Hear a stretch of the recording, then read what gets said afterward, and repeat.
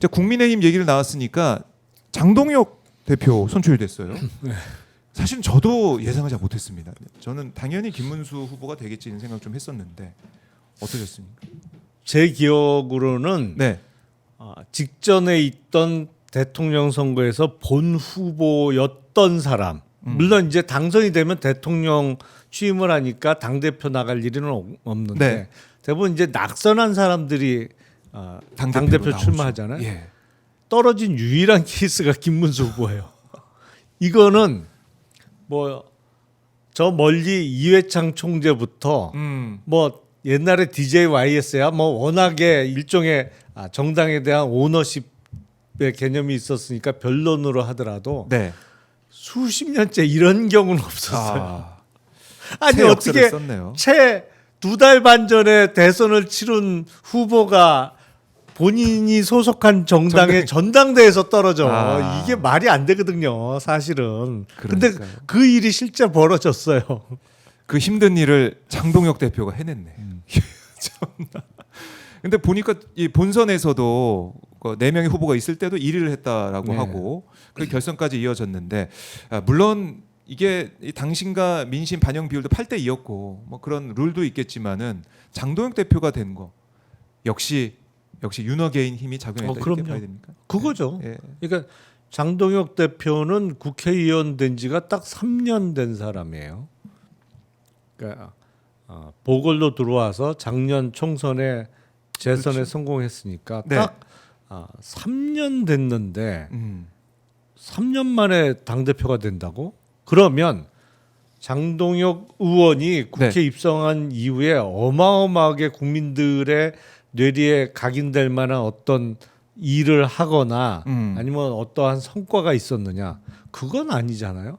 그렇죠. 그거 기억나는 게 없죠. 불과 몇 달 전까지만 해도 장동혁 이름을 몰랐어요. 대부분. 그러니까 장동혁 하면은 그냥 뭐 한동훈 개, 친한 개 뭐 이렇게만 생각하고. 그러니까 그때 한동훈 대표 시절에 사무총장에 임명이 되면서 그러니까 초선인데 그것도 국회의원 뭐 갓 1년 한 상태에서 사무총장에 임명이 되면서 언론에 네네. 조금 보도가 됐을 뿐이지. 맞아요. 뭐 잘 널리 몰랐죠. 전국적 인지도가 있던 인물이 아니란 말이에요. 음. 근데 이런 정치인이 갑자기 그래도 100석이 넘는 정당의 당대표가 됐어. 그 힘이 어디서 나왔느냐? 본인 능력이냐? 아하. 그냥 친윤에 업혀간 거죠. 진윤에 업혀간 거다.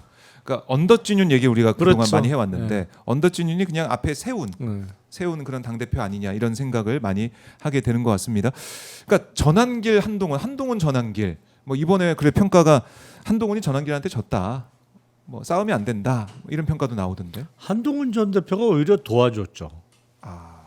결선 투표 앞두고 예. 김문수 후보를 응원한다는 취지에서 올린 글이 차악을 선택해 달라는 거잖아요. 졸지에 김문수 후보는 어쨌든 한동훈 전 대표로부터도 악은 악이야, 차악이야. 차악이 악은 됐고 네. 장동혁 후보는 최악이 그렇죠. 된 그런 셈이 건데. 됐죠. 아니 그거 보고 아유 그래 김문수 후보 차악인데 내가 뽑아줘야지라고 생각이 들겠어요. 당원들 입장에서. 당원들 입장에서는 에라이 시그서 그러니까 한동훈 대표 하는 거 꼴보기 싫어서라도 내가 오히려 거꾸로 저 장동혁 후보 뽑겠다라고 마음먹은 당원 숫자가 더 많을 것 같아요. 오히려 역효과를 냈다. 도와줬죠. 예. 도와줬어. 그러니까 그런 거 보면은 한동훈의 세력, 그러니까 이른바 친한계의 힘이 얼마 안 된다 이런 생각도 할 수 있고요. 당에서는. 아니 저는 예. 한동훈 대표 시절부터 그 얘기를 자주 했어요. 네. 친한계 그러는데 친한계가 실체가 있냐? 내가 보기에는 없는 것 같은데 실체가. 아니 기본적으로 예. 이 여의도 국회는요 그런 말이 있잖아요. 원숭이는 나무에서 떨어져도 원숭이지만 의원은 선거에서 떨어지면 사람도 아니다. 이런 말이 있거든요. 실제로 그래요 대우가. 그러니까 친한계라고 언급되는 인사 중에 네. 현역 의원이 불과 몇 명 안 돼. 아. 근데 그 현역 의원도 대부분 뭐 비례대표죠. 아니 예. 비례대표가 대부분인 것도 있지만 네. 지역구 의원도 예를 들어서 장동혁 의원도 사무총장까지 시켜줬는데 저쪽으로 가버렸죠. 본인의 어떤 존재감을 틈만 나면 더 부각시켰고 이른바 개파 보스를 앞세우기보다는 본인을 더 앞세웠고 조경태 의원도 네. 야 내가 왜 친한계 조경태냐 조경태계 한동훈이지 뭐 이런 비슷한 얘기를 전당대회 출마하면서도 했던 거로 제가 기억하거든요. 네. 물론 정치적으로 보면 조경태 의원은 6선이에요. 그렇죠. 한동훈 예. 전 대표는 0선이고 예. 조경태 의원이 그렇게 얘기하는 것도 무리가 아니에요. 근데 그러면 그건 계파가 아닌 거지. 기본적으로 정치적인 그렇네. 계파라고 볼 수가 없는 거죠. 적어도 친한계라고 불리우려면 네. 현역 의원이 적어도 5명, 10명 정도는 있는 상태에서 사실은 20명 정도 있으면 뭐 최선이지만 네. 거기에 원외 인사들도 더 붙을 수는 있지만 원외보다는 현역 의원들의 숫자와 단결력이 중요하고 네. 야 우리 계파 수장의 정치적인 승리 결국에 이제 정권 잡는 게 목표인데 위에서 우리가 못할 게 없다. 못할 게 없다. 이 정도 자세는 돼야 그게 개판 거지. 그렇네요. 그러니까 이게 실체가 없었던 네. 이른바 친한계 아니면 그러니까 언론에서 쓰면 안 되겠네요. 친한계 이런 얘기를 이제. 저는 예, 그 대표 시절부터 친한계는 친한계는? 내가 보기에 실체가 없어 보이는데 라는 얘기를 자주 했었어요. 그 예. 이번에 극명하게 나타난 게 이른바 친한계의 유일한 최고위원 후보였던 김근식 후보가 그러니까요. 떨어졌잖아요. 어떻게 4등 안에 못 들어. 그렇네. 적어도 거기는 최고위원 한 명은 만들어내야 계파인 거죠. 그렇네. 그것부터 그 결과부터 우리가 좀 봐야겠네요.